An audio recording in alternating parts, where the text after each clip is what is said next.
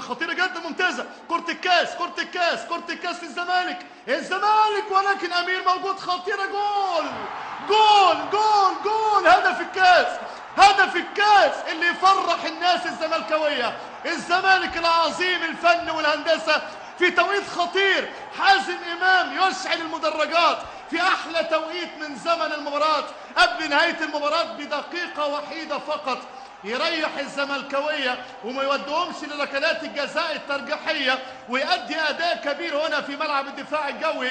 هي دي كرة الكاس، هو ده حازم إمام، وهي دي اللقب، وهي دي مباراة العمر بالنسبة لحازم إمام. سجل هدف عالمي جميل. خطأ كبير في تمركز الدفاع لنادي سموحة. الزمالك 1 ونادي سموحة 0، وإنذار لحازم إمام، ومقابلة حميمة كبيرة ما بين ميدو النجم الكبير المدرب يبحث عن أول ألقابه ويبحث عن أول معانقة لكأس مصر لهذا العام. خطأ كبير في التمركز، ما قدرهاش كويس لا أوكا ولا السيد فريد، تألق فيها أمير عبد الحميد، هايل يا أمير، لكن المتابعة موجودة من حازم إمام.